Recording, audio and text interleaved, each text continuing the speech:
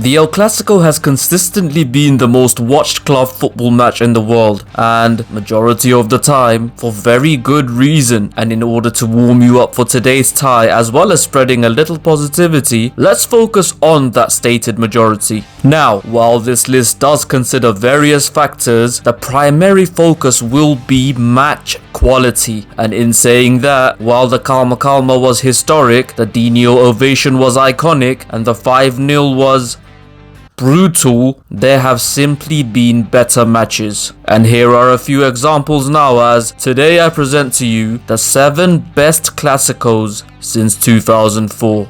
Let's roll on. Number 7, Barcelona 0, Real Madrid 1, 20th April 2011. This was the second of the 4 Clásicos that was played in that crazy stretch of 16 days between April and May 2011, and as far as match quality goes, it was by far the best. Following that famous Camp Nou demolition just months prior, it was clear that the meticulous but mouthy and minutely mundane Mourinho's mentality monster men of Madrid monarched merengues were actually huge underdogs going into this game. This though did not stop this from being a thrilling end-to-end affair, with the standout performers being Angel Di Maria before his needless red card, more on needless red cards later, and Cristiano Ronaldo, who seemed to have invented his own style of playing as a number 9 in this game, with his inventive shift rewarding him with the game-winning header just before half-time in extra time. First trophy in the bag. Number 6, Real Madrid 2, Barcelona 3, 23rd April 2017. Having just been sent packing from Europe and coming in to face top of the table Real, it was now Barca's time to pull off an upset, and pull off they did.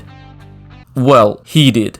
Though it didn't start off great, catching a accidental elbow to the face early on, Messi's injury received an added insult just a few minutes later when Casemiro put the hosts ahead just before the half-hour mark. And this is precisely when Messi proved that no matter what you say about his mentality, sometimes he's just too good at football for anything else to matter, as the little man went on to prove exactly that, scoring twice, including one brilliant solo effort and one last gasp winner, taking Barcelona temporarily at least to the top of the table. In other news, the needless red card this time went to Sergio Ramos. More on Sergio Ramos getting needless red cards later.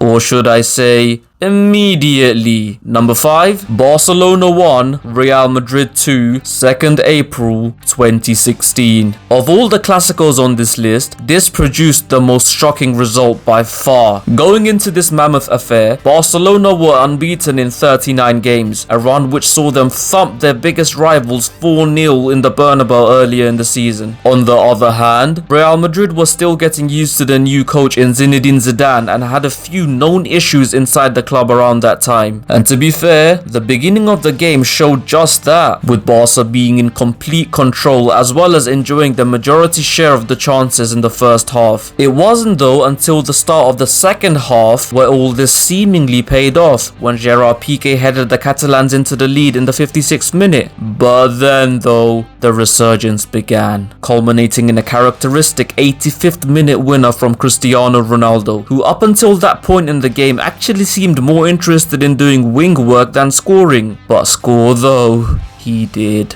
Number 4, Barcelona 3, Real Madrid 3, 10th March 2007. A month before the Ankara Messi thing, this was probably the first ever game where Lionel Messi showed that he had GOAT potential. With the freedom given to him by Frank Rijkaard, Messi played like he hadn't a care in the world and single-handedly dragged the club back from the brink of defeat on 3 separate occasions. A legend is born. Number 3, Barcelona 2, Real Madrid 2, 7th October 2012. While this probably didn't have the same do or die feel as the other matches on the list, the first Clasico of the 12-13 season ranks this high up purely due to the factor of match quality, with arguably the 2 greatest footballers that have ever lived going head to head at the peak of their powers. And probably quite fittingly for the time, the end result was a complete stalemate. Number 2, Real Madrid 3, Barcelona 4, 23rd of March 2014. Wow. This felt like a movie. Like, man, were there so many subplots here, it was unreal. From Iniesta's early bullet, Di Maria's early spell of magic, Benzema's early spell of misses, Benzema's subsequent brace, Ramos's red card, lol, the 3 penalties awarded, Messi's hat-trick, another unbeaten run broken, another record broken, and so much more.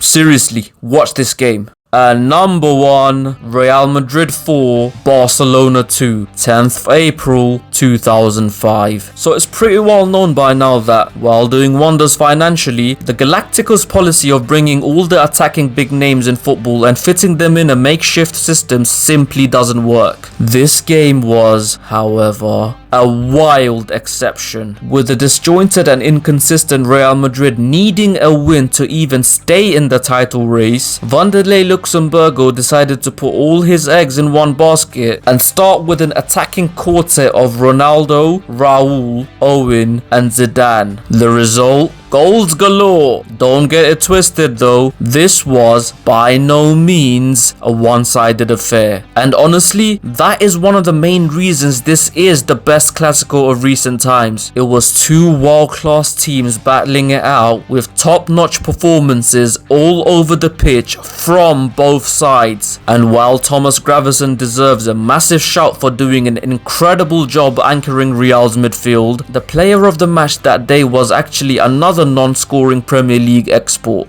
Yes, I'm talking about none other than David Beckham, as the then England captain was not only involved in pretty much all of his team's goals, he also put in a crucial defensive shift at the same time. Now, while I've already explained why this is the best Clasico from an unbiased perspective, I'll finish off by trying to explain the significance of this game from a personal point of view. This match saw my favourite footballer ever put up an MOTM performance on a pitch filled with world beaters in the first ever game I've ever watched of my favourite derby ever. I don't know about you, but for me, as a fan, there's not much else I could really ask for.